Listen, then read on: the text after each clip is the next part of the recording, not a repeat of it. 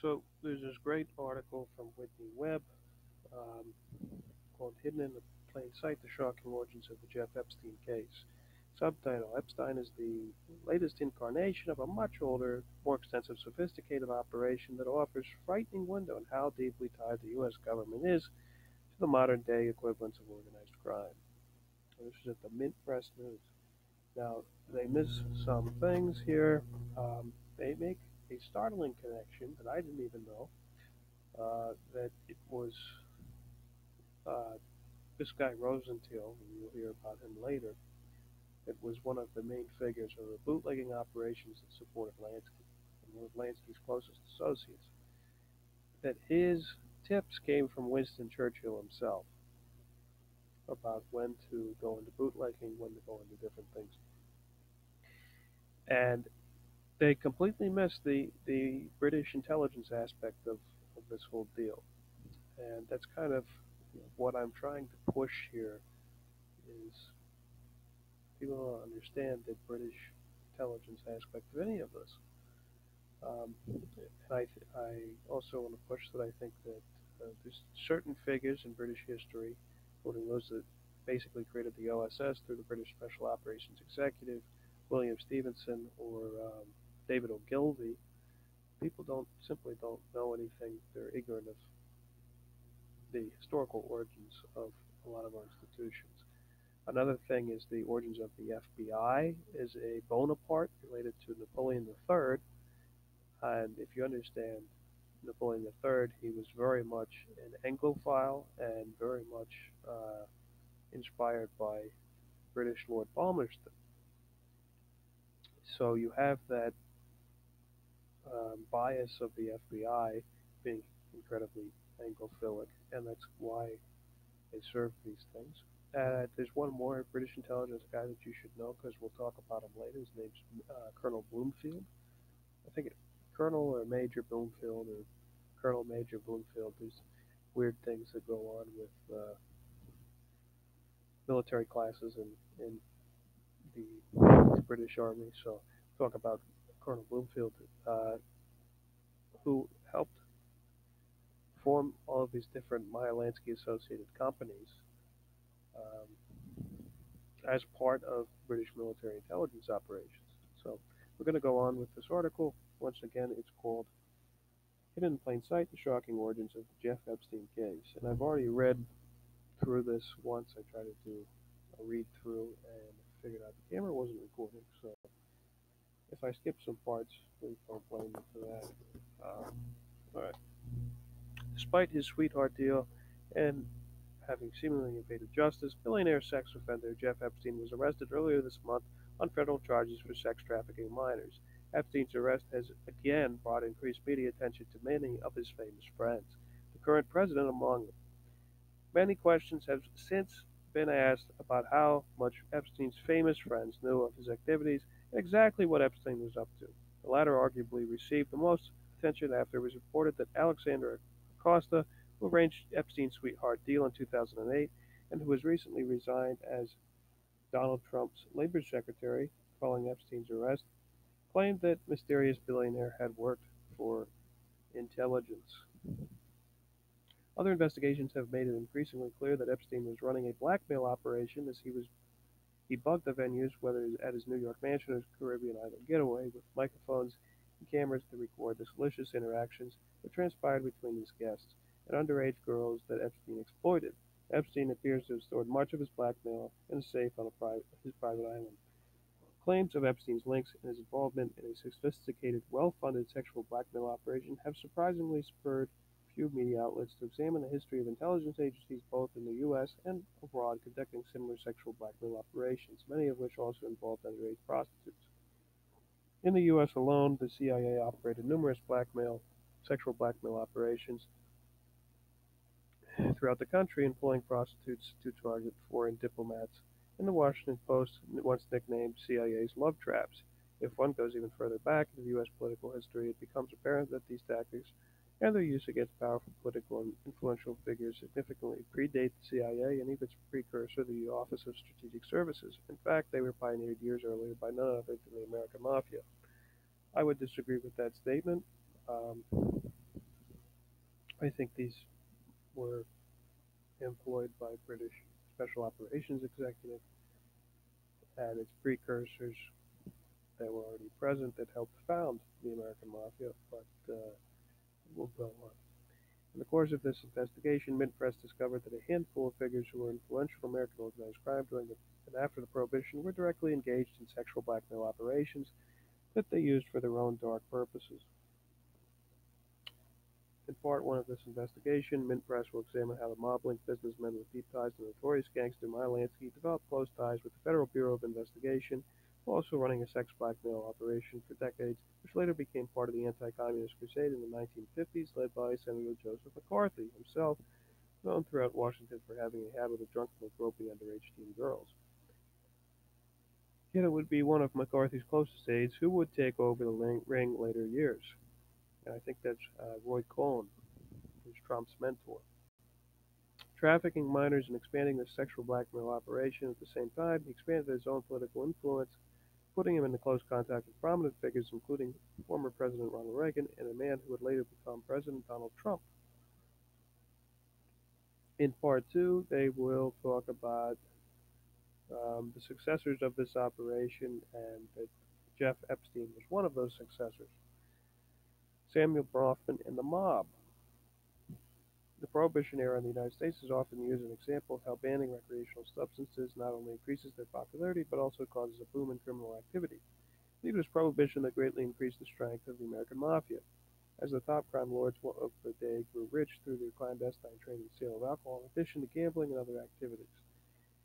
It is through the bootlegging trade of the 1920s and the early 1930s that this story begins, as it is brought together key figures whose successors and affiliates would eventually create a series of blackmail sex trafficking rings. They would give rise to the likes of Jeff Epstein, Lolita Express, and Orgy Island. Sam Bronfman never planned to become a major producer of liquor, but true to his family's last name, which means Brandy Man in Yiddish, he eventually began distributing alcohol as an extension of his family's hotel business. During Canada's Prohibition period, which was briefer than the preceding that of the southern neighbor, the Bronfman family business used loopholes to skirt the law and technically legal ways to sell alcohol in the hotels and stores the family owned. The family relied on its connections with members of the American Mafia to legally smuggle alcohol from the United States. Soon after Prohibition ended in Canada, it began in the United States. By the time the flow of illegal alcohol had turned the other way, the Bronfmans, whose business ventures were then being led by Sam Bronfman and his brothers, were relatively late to an already flourishing bootlegging trade.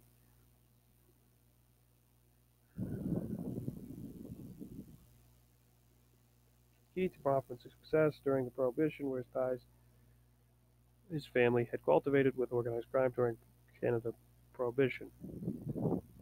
Ties that led many prominent members of the mob in the United States to favor Bronfman as a business partner. Bronfman's liquor was purchased for massive quantities by many crime lords who still live on in American legend, including Bucky Luciano, Modowitz, Long E. Zwillman, and Meyer Lansky. Most of the mob's associates during Prohibition were members of what became known as the National Crime Syndicate, which a 1950 Senate investigative body known as the Kefauver Committee described as a confederation dominated by Italian-American and Jewish-American mobs. During that investigation, some of the biggest names in the American Mafia named Bronfman as a central figure in the bootlegging operations. The widow of notorious American mob boss Meyer Lansky even recounted how Bronfman had thrown lavish dinner parties. Years later, Sam Bronfman's children and grandchildren, their family ties to the criminal underworld intact, would go to associate closely with Les Wexner, allegedly the source of much Epstein's mysterious wealth, and other mob-linked philanthropists, and some would even manage their own sexual blackmail operations, including the recently busted blackmail-based sex cult NXIVM, which Bronfman's granddaughters were involved in. The later generations of the Bronfman family, particularly Samuel Bronfman's son Edgar and Charles, will be discussed in greater detail in Part 2 of the report. Louis Rosenthal's Dark Secret. Crucial Bronfman's Prohibition-era bootlegging operations were two middlemen, one of whom was Louis Lou Rosenthal. Rosenthal got his start at working at his uncle's distillery in Kentucky before Prohibition. Once the law banning alcohol was enforced, Rosenthal created the Schenley Products Company, which would later become one of the largest liquor companies in North America. Though he was a high school dropout and not particularly well connected socially at the time, Rosenthal happened to have a chance meeting with Winston Churchill in 1922 on vacation in French Riviera. According to the New York Times, Churchill advised him Rosenthal to prepare for a return of liquor sales in the United States. Rosenthal somehow managed to secure the funding of the elite and respected Wall Street firm Lehman Brothers to finance his purchase of shuttered distilleries. Now, here's some fun facts about Lehman Brothers. Um, the investment manager now is George Herbert Walker IV, who is a cousin of George Bush. Um, and George Herbert Walker of the past, I don't know if it's third or second, had connections to Lehman Brothers. But Lehman Brothers, Brown Brother Harriman, Lazard Ferris, some others, made up something at this time called the R Crowd, which basically ran the New York Council on Foreign Relations, which Admiral Harriman was the main figure of that. And Admiral Harriman married Winston Churchill's daughter, I believe. So you can see how something like this could have been set up, a loan to Rosenthal from Lehman Brothers through this R Crowd banking conduit. Okay, we're going on. Officially, Rosenthal is said to have built a company in wealth after Prohibition by following Churchill's advice to prepare for repeal. However, he was clearly involved in bootlegging operations and even indicted for bootlegging in 1929, though he evaded conviction. Like Bronfman, Rosenthal was close to organized crime, particularly members of the mostly Jewish American and Italian American mob alliance known as the National Crime Syndicate.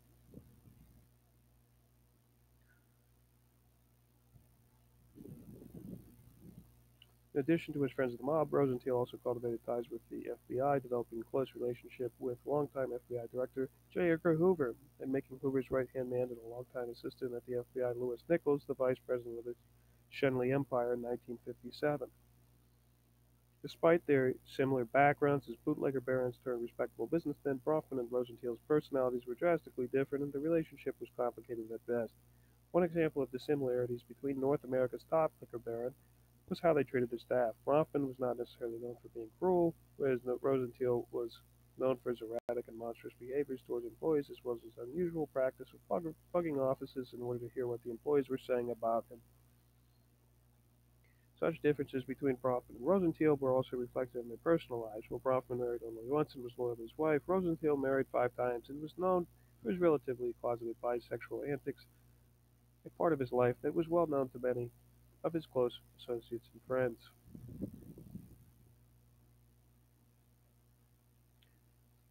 Though for years only hints of this side of the controversial businessman, details emerged later from his divorced wife, Susan Kaufman, that Rosenthal would host extravagant parties that included boy prostitutes, which her husband had hired, for the enjoyment of certain guests, which included important government officials and prominent figures in American criminal underworld.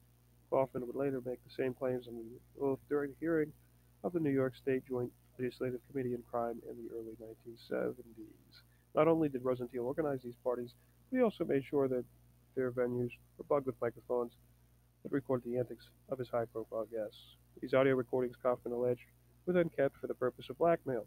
Though Kaufman's claims were shocking, her testimony deemed credible and held in high regard by the former chief counsel of the Crime Committee, New York Judge Edward McLaughlin, committee investigator William Gallinaro. Aspects of her testimony were later corroborated by 2 separate witnesses who were unknown to Kaufman. These blackmail parties offer a window into the operation that would later become sophisticated and grow dramatically in the 1950s under Rosenthal's field commander, a nickname given by Rosenthal to an individual who will be named shortly in this report. Many of these people connected Rosenthal's field commander during the 70s and 80s have again found their names in the press following the recent arrest of Jeff Epstein.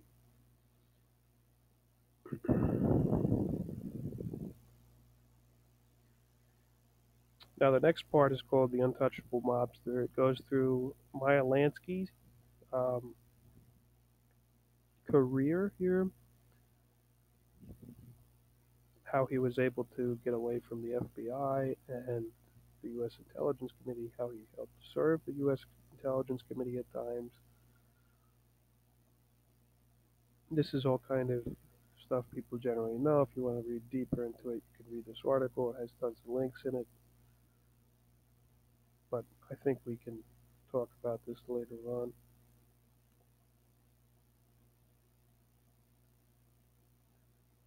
Lansky was known to address Rosenthal's Supreme Commander, a title that would later be used to refer to Rosenthal by another individual deeply connected to the mob and sexual blackmail operations, previously referred to in this report as Rosenthal's Field Commander.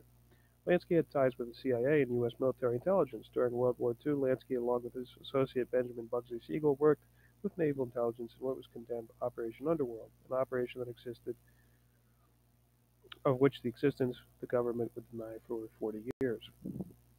Journalist and chronicler of CIA covert activities, Douglas Valentine, noted in his book, The CIA as Organized Crime, How Legal Operations Corrupt America and the World, that the government's cooperation with the Mafia during World War II led to expansion of it after the war and set the stage for future collaboration with U.S. intelligence.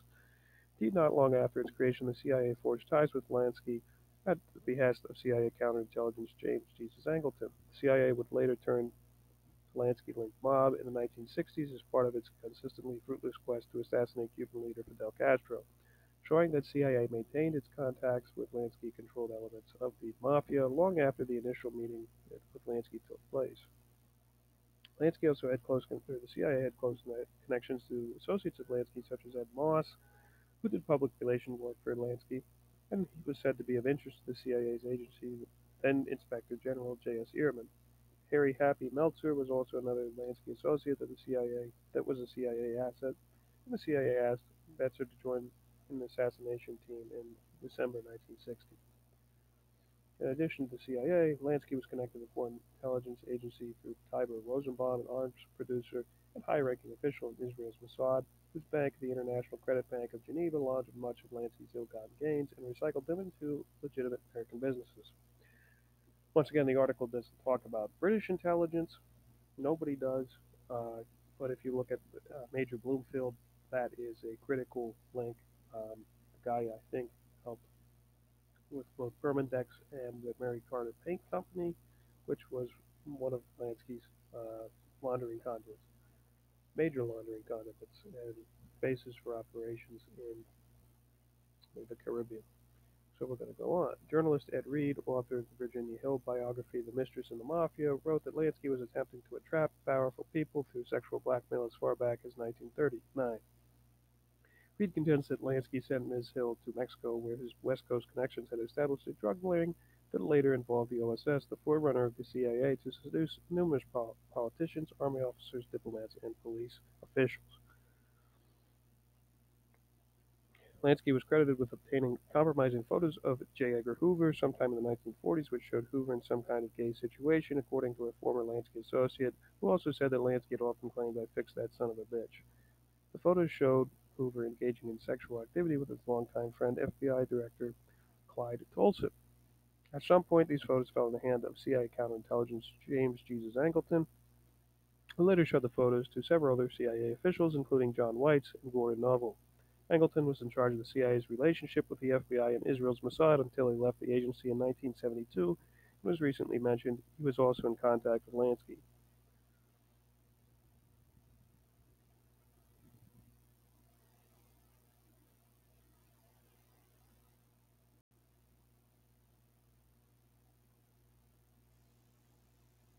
I'm just reading down.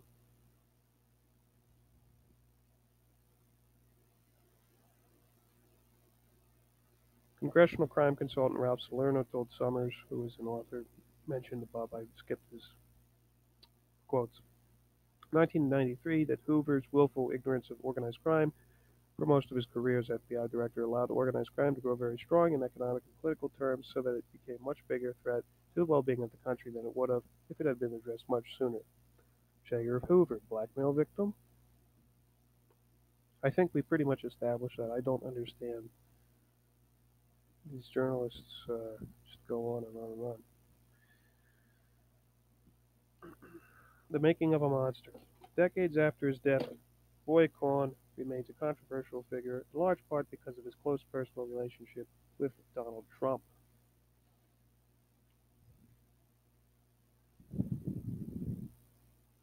Yet reports of Cohn, both in recent and past years, often miss the mark in the characterization of the man who became closely associated with the Reagan White House, the CIA, and the FBI organized crime, and incidentally many figures who would later surround Jeff Epstein. To understand the true nature of the man, it is essential to examine his rise to power in the 1950s, When at just 23 years of age, he became a key figure, the high-profile child of Soviet spies Ethel and Julius Rosenberg, and later at the right hand of Senator Joseph McCarthy. Cohn's dedication to anti-communist activities in the 1950s is allegedly what first endeared him to J. Edgar Hoover, whom he first met in 1952. During that meeting, as described by Hirsch in Bobby and J. Edgar, the historical face-off between the Kennedys and J. Edgar Hoover that transformed America, Hoover expressed admiration for Cohn's aggressive and manipulative tactics and told Cohn to call me directly whenever he had information worth sharing. From that point on, Cohn and Hoover traded favors, effusive compliments, gifts, and elaborate dinner parties. Quickly became Roy and Edgar. Hirsch also describes Hoover as Cohn's soon-to-be consigliere. The date and circumstances around Cohn's introduction to Rosenthal are hard to come by. It is possible that the connection was made through Roy Cohn's father, Albert Cohn, a prominent judge and influential figure in the New York City Democratic Party apparatus, then run by Edward Flynn. It was later revealed that Democratic organization dominated by Flynn and based in Bronx had long-standing connections to organized crime, including associates of Meyer Lansky.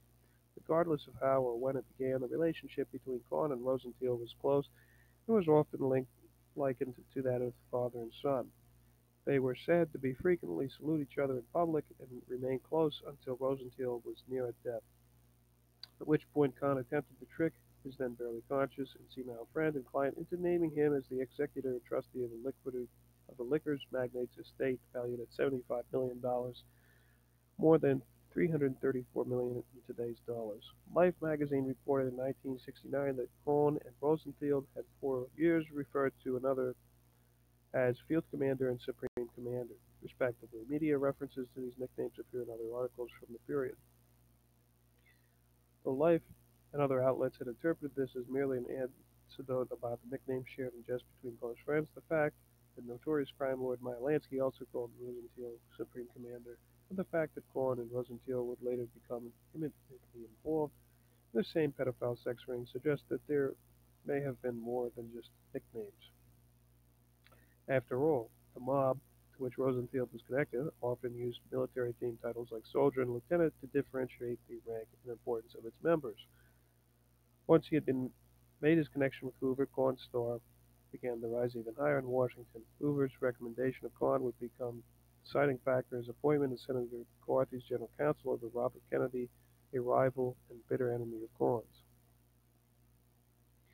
Though Cohn was ruthless and seemingly untouchable as McCarthy's counsel and helped the Senator destroy many careers during both the Red and Lavender scares, his antics in relationship to his work on the committee would eventually lead to his downfall after he attempted to blackmail the Army in return for preferential treatment for committee consultant and Cohn's rumored lover David Schein. After he was forced to leave McCarthy's side due to scandal, Cohn returned to New York to live with his mother and practice law. A few years later, New York Judge David Beck, a longtime associate of former CIA Director Alan Dulles, orchestrated Cohn's hire to the New York law firm Sachs Bacon O'Shea, which later became Sachs Bacon and Bowen after Tom Bowen, a friend of Cohn's, became a partner in the firm.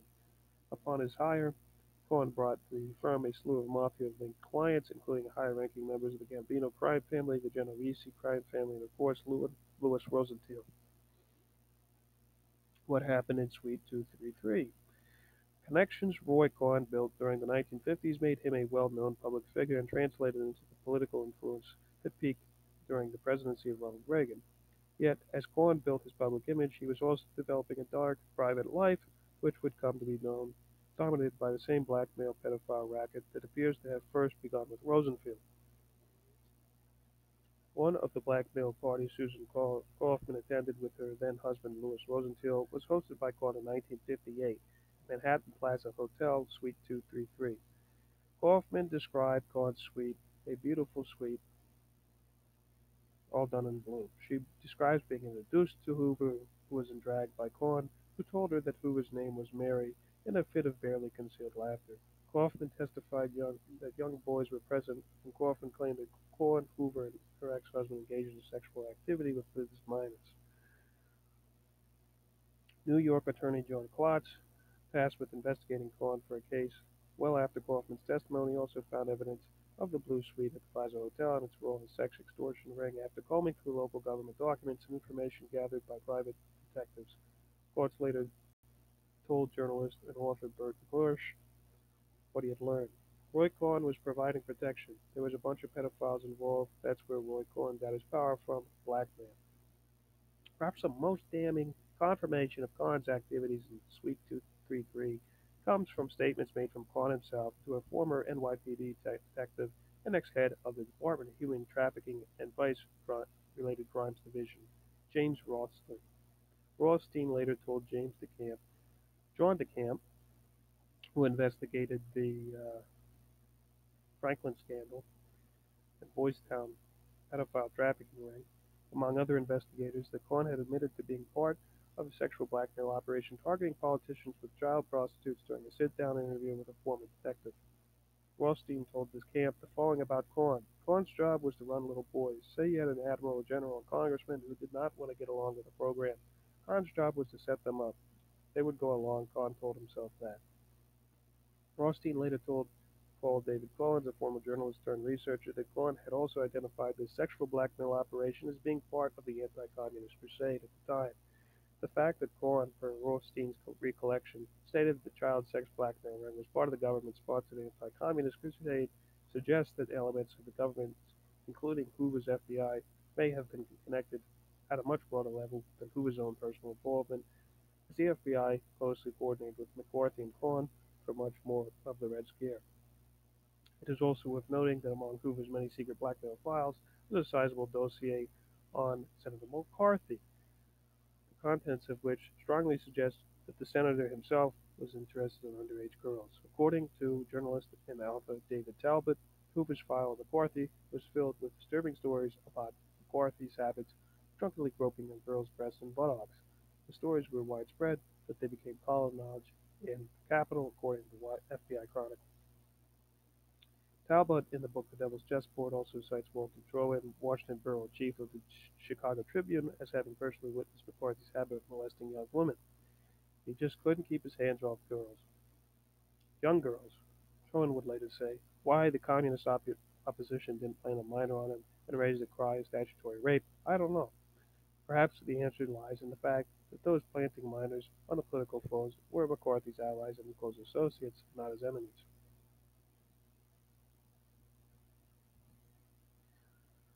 Question that necessarily rises from revelations regarding Cohn's activity in Suite 233 is who else was Cohn protecting and serving with underage prostitutes? One of them could very well have been one of Cohn's closest friends and associates and clients, Cardinal Francis Spellman of the Archdiocese of New York, who was said to have been present at some of these parties Cohn hosted at the Plaza Hotel. Spellman, one of the most powerful figures in the Catholic Church in North America, who was sometimes referred to as America's Pope, was accused of not only condoning pedophilia in the Catholic Church and organizing known pedophiles, ordaining known pedophiles, including Cardinal Theodore Uncle Teddy McCarrick, but also engaging in it himself to the extent that many New York area priests referred to him as Mary. That's fucking disgusting. Furthermore, J. Edgar Hoover was said to have filed detailing Cardinal's sex life, suggesting Spellman's involvement in the ring and pedophile protection racket in which Cohn and Hoover were personally involved. People close to Cohn often remarked that he was frequently surrounded by groups of young boys, but seemed to think nothing of it. Similar offhanded comments about Epstein's penchant for minors were made by those close to him prior to his arrest. Controversial Republican political operator, and dirty trickster Roger Stone, who, like Donald Trump, was a protege of Cohn, said the following about Cohn's sex life during an interview with the New Yorker in 2008. Roy was not gay. He was a man who liked having sex with men. Gays were weak, effeminate. He always seemed to have these young blonde boys around. It just wasn't discussed. He was interested in power and access. Compare this quote from Stone to what Donald Trump, who was also a close friend of Cohn, would later say about Jeff Epstein, with whom he was closely associated. I've known Jeff for 15 years. Terrific guy. He's a lot of fun to be with. It's even said that he likes beautiful women as much as I do, and many of them are on the younger side. No doubt about it, Jeff enjoys his social life. Though it is known how long the sex ring, though it is not known how long the sex ring at the Plaza Hotel continued and whether it continued after Cohn's death from AIDS in 1986, it is worth noting that Donald Trump purchased the Plaza Hotel in 1988. It would later be reported and confirmed by then attendees that Trump used to host parties in the suites at the Plaza Hotel when he owned it, where young women and girls were introduced to older, richer men and illegal drugs, and young women were passed around and used. Andy Lucchese, a male model who had helped organize some of the Plaza Hotel parties for Trump, said that the following when asked about the age of the women present. A lot of girls, 14, look 24. That's as juicy as I can get. I never asked how old they were, I just partook. I did partake in activities that would be controversial too. The Roy Cohn machine. And I'll have later articles about the Roy Cohn machine as it dies to the people who were blackmailing the Clintons when the Clintons were in the White House through Dick Morris. But here's the Whitney Webb's information on the Roy Cohn machine. Roy Cohn was only at the beginning of his career when he weeded his way into the underground sexual blackmail ring, apparently led by Louis Rosenthal. Indeed, when Cohn first met Hoover, he was only 23 years old. Over the next 3 decades or so before his death from age-related complications in 1986, at the age of 56, Cohn built a well-oiled machine largely through his close friendships with some of the country's most influential figures.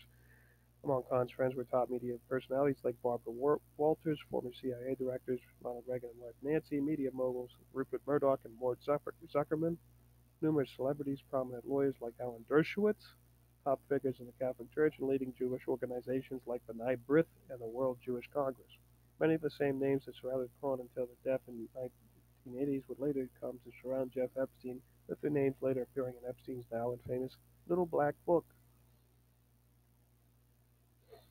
And I talk about Lord Conrad Black all the time. Both Lord Conrad Black and Sir Rupert Murdoch were proteges of Lord Beaverbrook, who founded the BBC. Going on. While President Trump is clearly connected to both Epstein and Cohn, Cohn's network also extends to former President Bill Clinton, whose friend, longtime political advisor Richard Dirty Dick Morris, was Cohn's cousin and close associate. Morris was also close to Clinton's former communication director George Stephanopoulos, who was associated with Jeff Epstein. Yet, these were only Cohn's connections to respectable members of the establishment. He was also known for his deep connections to the mob and gained prominence largely for his ability to connect key figures in the criminal underworld to respected influential figures acceptable to the public sphere. Ultimately, as New York attorney John Klotz said, Cohn's most powerful tool was blackmail, which he used against friend and foe, gangster, public official alike. How much of the blackmail he acquired through his sexual blackmail operation will likely never be known. Part 2 of this exclusive investigation, hardly exclusive. Cohn and Epstein and the sexual blackmail operations they ran share many things in common, including not only many same friends and patrons, but also connections to intelligence agencies and consortiums of mob-linked businessmen, the modern-day equivalents of Sam Bronfman and Louis Rosenthal, who have since rebranded as philanthropists. It will also reveal Cohn's operations successors, as revealed by a series of scandals in the early 1990s that have since been swept under the rug. A significant amount of overlap between Epstein and Cohn's covert activities and sexual blackmail and their ties to many of the same powerful individuals and circles under the influence strongly suggest that Epstein was one of Cohn's successors. As will be shown in the final installment of this report, Epstein is only the latest incarnation of a much older, more extensive and sophisticated operation that offers a frightening window into how deeply tied the U.S. government is to modern-day equivalents of organized crime, making it a racket truly too big to fail.